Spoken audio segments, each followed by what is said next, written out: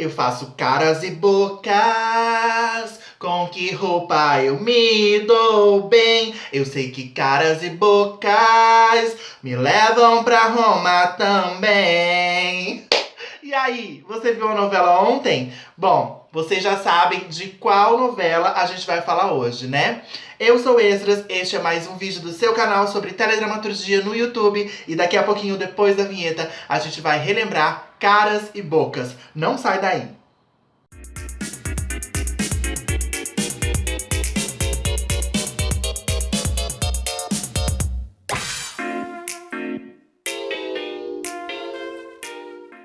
Caras e Bocas foi uma novela exibida pela Rede Globo às 19 horas a partir do dia 13 de abril de 2009, ficando no ar até o dia 9 de janeiro de 2010, com um total de 232 capítulos, escrita por Valcir Carrasco e dirigida por Jorge Fernando. Na sinopse, os adolescentes Daphne e Gabriel se conhecem em um curso de pintura e logo se apaixonam. Mas, apesar de apaixonados, o casal vivia em conflito, porque ele era um machão inveterado e ela uma mulher moderna. O interesse pela arte era um dos pontos em comum dos dois. O Gabriel era um pintor muito talentoso e, mesmo com poucos recursos, consegue uma bolsa de estudos. Já a Daphne, a rica neta do dono de uma empresa de mineração, não tinha muito talento com os pincéis, mas sempre foi muito apaixonada pela arte e sonhava em abrir a sua própria galeria. Não só o gênio dos dois atrapalha a relação, mas também, desconfiado de que a neta poderia estar sendo enganada por um interesseiro, o Jaque, que criou a Daphne quando ela perdeu os pais na infância, decide separá-los. Ajudado por sua esposa, Lea, o Jaque conseguiu que o Gabriel aceitasse uma bolsa de estudos em Londres. Porém, ao descobrir que a neta estava grávida, o empresário se arrepende dessa atitude, tenta voltar atrás, mas sem sucesso. Ele não consegue desfazer a armação e transformar o Gabriel no futuro administrador de sua empresa para se casar com a Daphne e assumir o seu filho.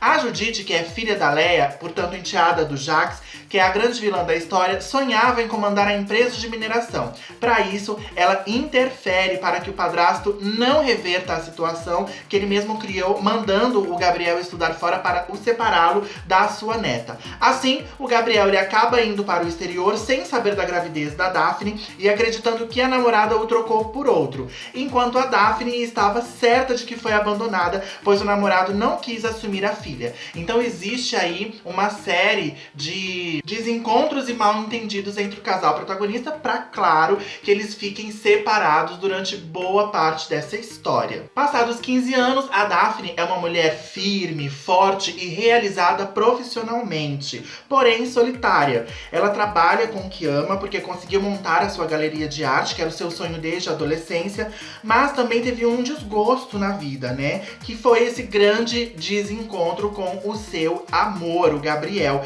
E desde então ela prometeu que nunca mais se envolveria com nenhum homem, nem se entregaria verdadeiramente a nenhuma paixão. O seu coração está definitivamente fechado. Diante dessa decisão da neta, o Jaque ele fica preocupado, porque ela decide que nunca vai se casar, que quer viver sozinha para sempre. Só que aí ele fica muito culpado pela solidão dela e também pela sua bisneta Bianca, porque ele é apaixonado, que é a filha do Gabriel. O Jaque se culpa por a neta ter crescido longe do pai, né? Mais do que isso, ele teme que a Daphne não saiba conduzir sozinha os negócios da família que um dia vai herdar. Então ele coloca uma imposição para Daphne, para que ela consiga herdar toda a sua herança. Ele coloca uma cláusula no seu contrato de herança, de que ela só pode assumir os negócios da família e receber toda a fortuna se ela estiver casada. O que obviamente revolta a Daphne, né? Como uma mulher geniosa, feminista, de personalidade forte, ela não aceita essa imposição de jeito nenhum.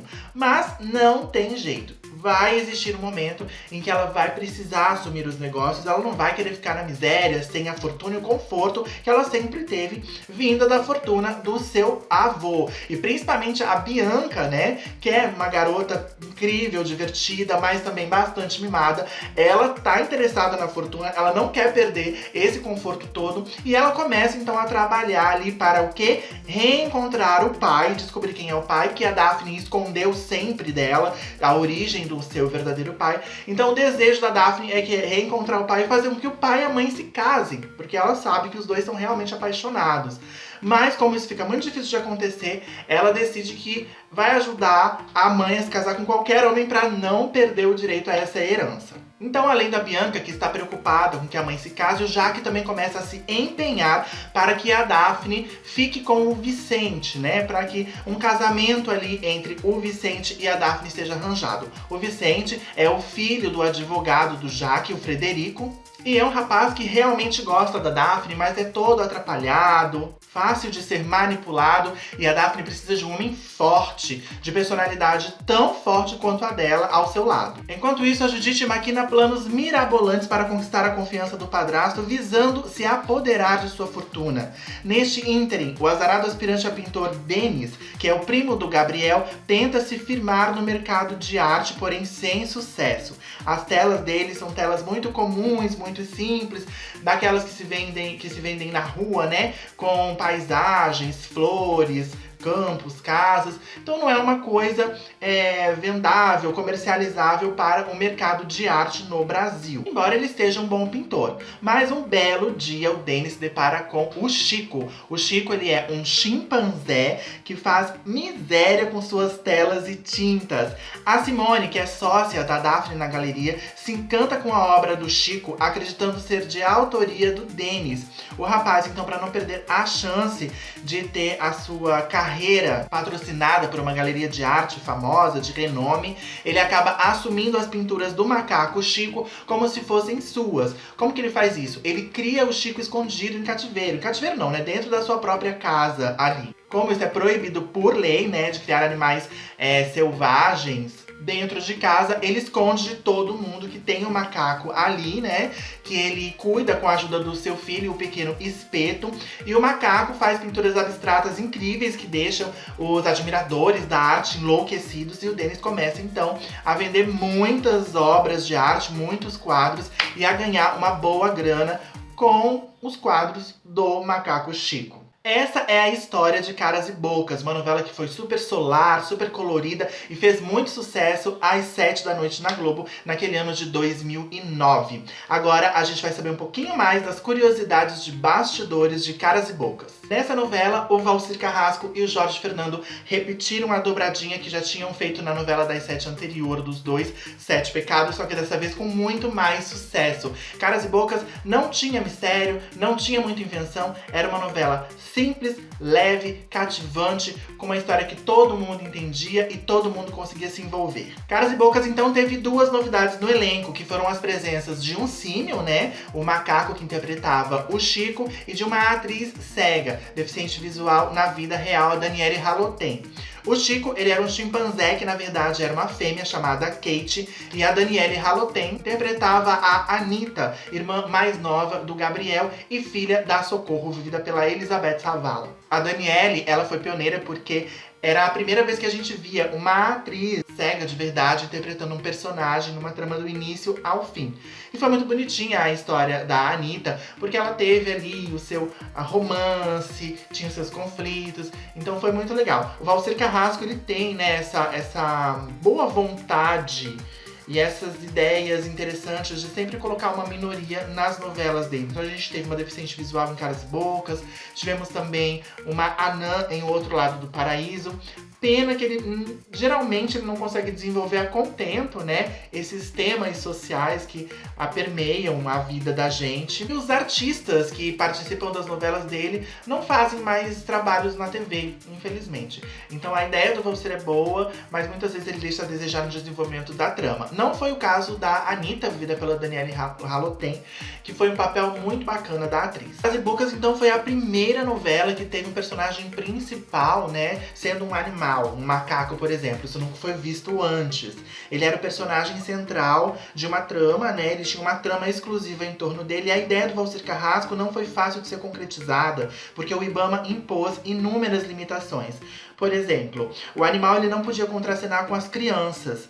E, na verdade, o macaco, que era macaca, ele não podia nem circular livremente dentro da cidade cenográfica. Então, para seguir tudo à risca, o diretor Jorge Fernando e a sua equipe tiveram que fazer adaptações na rotina das gravações.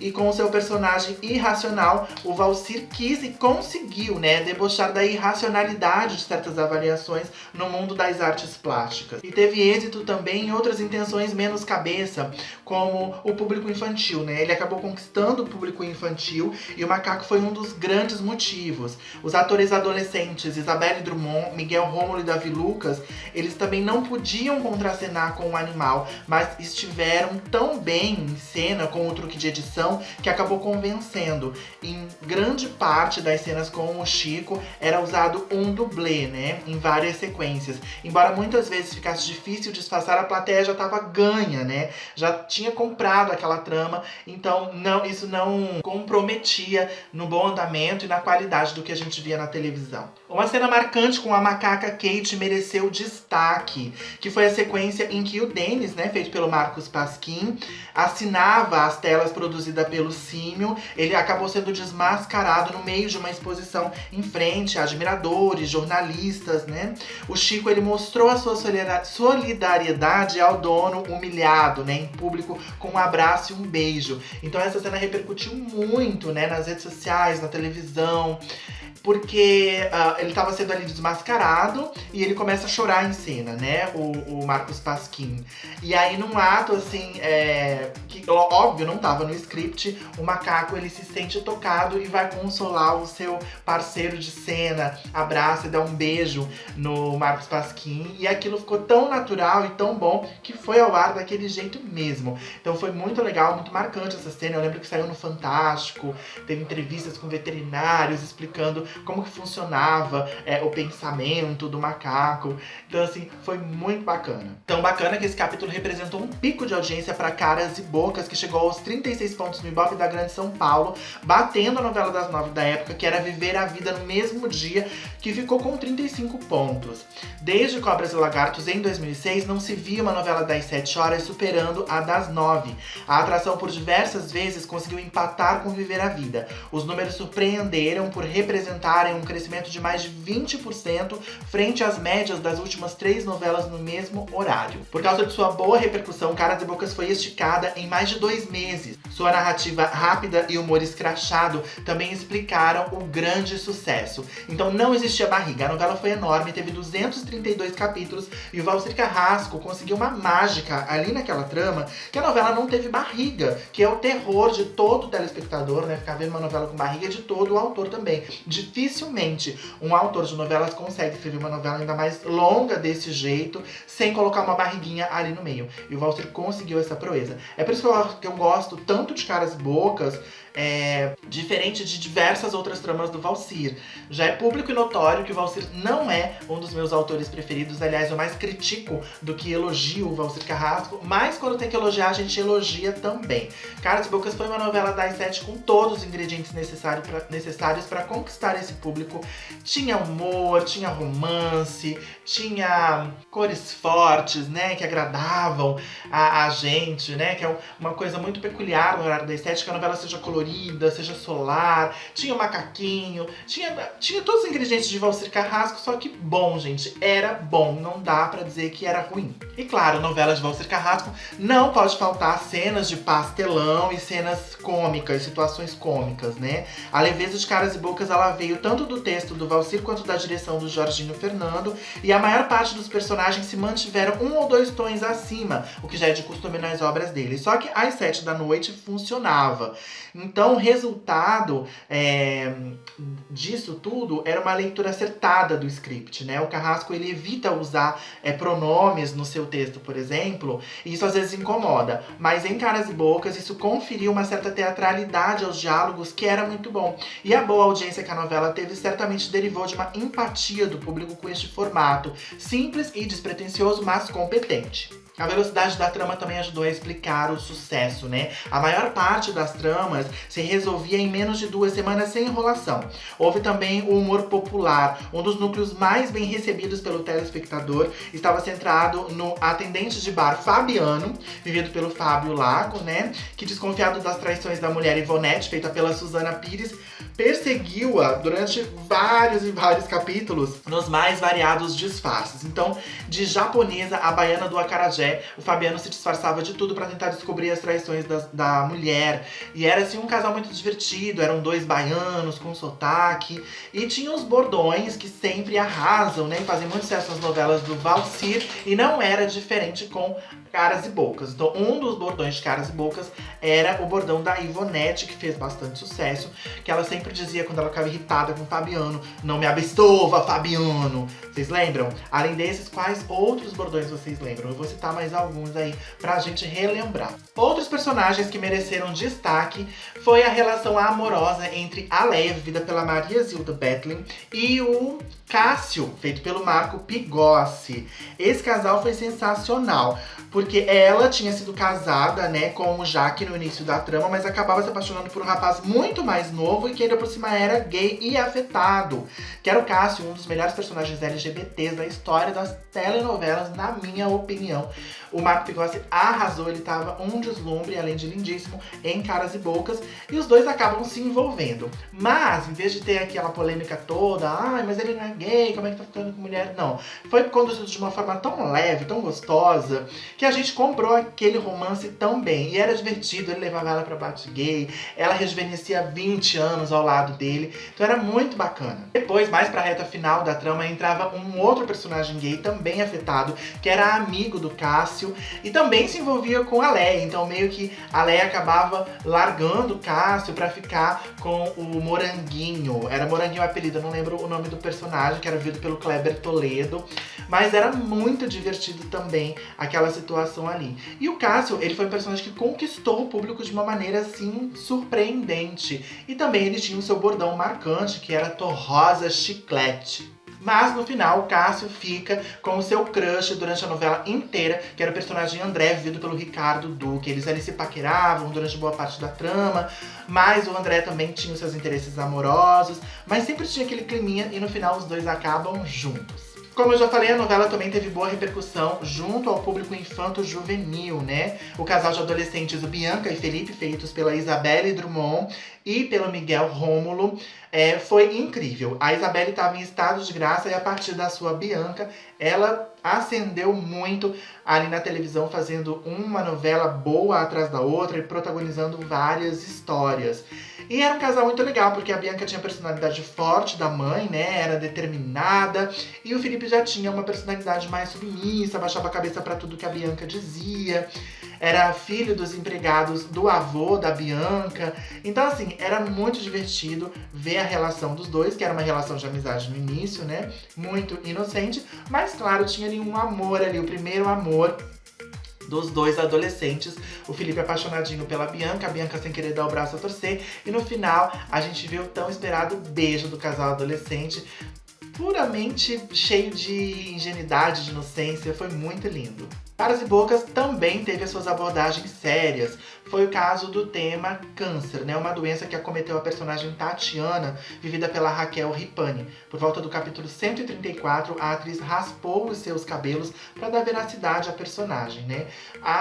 O núcleo, né? A história da Tatiana era muito interessante, porque ela trabalhava na galeria de arte da Daphne e da Simone, e ela se apaixonava por um judeu. Então, o Walter Carrasco, ele abordou também a cultura judaica, os preceitos, os costumes, e dentro daquele problema ali desse amor entre um judeu e uma não judia, acabava entrando em cena também o problema de saúde da Tatiana. Então foi uma abordagem, eu gostei muito porque foi uma abordagem séria na medida certa dentro de uma novela que era pra ser engraçada, leve, divertida, então não comprometeu em nada. A gente conseguia se envolver com o drama da Tatiana ao mesmo tempo que a gente relaxava assistindo as histórias paralelas, sempre bem divertidas e leves. O Walter Carrasco convidou a Ingrid Guimarães para viver a personagem Simone, né, que também era dona da galeria de arte, sócia da Daphne, mesmo sabendo que ela estava grávida. A Ingrid acabou saindo de cena antes da metade da novela, ela acabou tendo seu bebê e voltou logo em seguida para finalizar a sua história em Caras e Bocas. E mesmo com essa gravidez aí no meio do caminho, a Ingrid arrasou, ela se envolveu amorosamente com um cafajeste vivido pelo Júlio Rocha, mas a grande paixão dela era o Denis, feito pelo Marcos Pasquim. E no final eles ficam juntos e a Ingrid consegue fazer a novela até o final e é muito legal. Alguns incidentes aí aconteceram nos bastidores de Caras e Bocas, né? Como aquele que acometeu a atriz Carmen Verônica. Ela, que interpretava a Dona Josefa, foi vítima de um atropelamento no dia 11 de agosto de 2009. No dia seguinte, ela foi submetida a uma cirurgia no joelho e tornozelo devido ao tempo previsto para a recuperação da atriz. O autor deu um fim provisório para sua personagem. Na trama, a Dona Josefa, ela fugia com o antigo namorado. Mas com a recuperação da atriz, a Dona Josefa volta à cena. Um outro acidente que ocorreu em outubro de 2009 foi com o ator Fábio Lago. Ele também foi atropelado, mas desta vez sem maiores consequências que o fizessem se afastar das gravações. Um fato muito triste que ocorreu logo após o término de Caras e Bocas foi a morte do ator Denner Pacheco.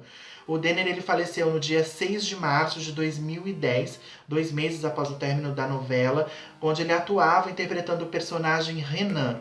O Denner Pacheco tinha apenas 25 anos de idade e foi vítima de um câncer. Caras e Bocas foi também a primeira novela do ator Otaviano Costa, casado aí com a Flávia Alessandra, né? Então, certamente, a Flávia, que é uma das musas do Valcir Carrasco, deve ter ali mexido os pauzinhos e pedido para que o seu amigo conseguisse uma...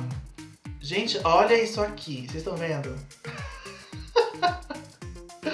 Gente, olha quem veio aqui me fazer companhia. Que foi? Desculpa essa interrupção, gente. Eu vou ter que tirar ela daqui, tá? Peraí. Eu vou deixar ela aqui comigo. Então, continuando, né? O Otaviano, ele fez a sua primeira novela na Globo, interpretando o personagem Adenor, que era justamente um dos amantes da Ivonete. Lembram lá da Ivonete com o Fabiano? Então ele chegava na casa da Ivonete como se fosse o irmão dela e ela enganava o tempo todo o pobre do Fabiano dizendo que era o irmão, mas na verdade ele era um dos amantes. Olha que Ivonete safada. Então essa era a personagem do Otaviano, que foi a primeira novela do ator na Rede Globo. As cores do logotipo de Caras e Bocas alternavam, né, cada vez que aparecia na televisão. Na vinheta de abertura, nas vinhetas de intervalo e na vinheta de encerramento. Então cada vinheta era uma cor diferente. Então aí mais uma prova de que era uma novela bem colorida. Caras e Bocas foi reapresentada no Vale a Pena Ver de Novo no ano de 2014. Agora falando um pouquinho sobre a trilha sonora da novela, eu acho a trilha nacional de Caras e Bocas maravilhosa. Muitos e muitos sucessos que foram bastante executados na trama e eu gosto bastante. Já a trilha internacional foi pouquíssimo executada, então não tem muitos destaques. Mas da trilha nacional, eu destaco Caras e Bocas, que era tema de abertura, uma música assim super gostosa, super assim empolgante, né? Cantado pelo grupo Ticas. Também a música Quando, da cantora Milena, uma cantora que foi revelada no Faustão, né? Na garagem do Faustão, um extinto quadro aí do programa. Um extinto quadro do programa que serviu de tema da personagem Milena, né? A xará da cantora, que era vivida pela Sharon Menezes. Mais uma vez, tema da Daphne, música da Marisa Monte, lindíssima. Vem Andar Comigo, do Jota Quest, que serviu de tema pro Denis. Vem Na Minha, música da Kelly Key, que tocava pra Bianca. No Ordinary Love, de João Pinheiro, que era música da Simone. Vida, do padre Fábio de Mello, que era o tema da personagem Socorro. Te Amo, um clássico, cantada pela Vanderleia, que era o tema romântico da Daphne e do Gabriel. Essa música, em qualquer novela, em qualquer trilha, eu me apaixono perdidamente. Então não poderia deixar de destacar Te Amo, da Vanderleia, que é linda demais. E claro, né, De Volta ao Planeta, tema do macaco Chico. Essa música nunca casou tão bem para tema de um personagem. Já na trilha internacional, como eu falei, foi bem pouco executada, então não vejo grandes músicas assim nessa trilha. Porém, algumas músicas que eram radiofônicas na época, né, que eram hits da rádio, tocaram bastante, entraram para a trilha internacional de Caras e Bocas. E elas foram Lucky, do Jason Mraz, num featuring com a Colby Kylie, que era tema da Bianca e do Felipe. Already Gone, da Kelly Clarkson, tema de Laís. Stand By Me, do Sil, tema do Denis, e Invencinou, da Laura Pausini, que servia de tema do Vicente e da Hannah, um casal também muito bonito, que se formou ali em Caras e Bocas.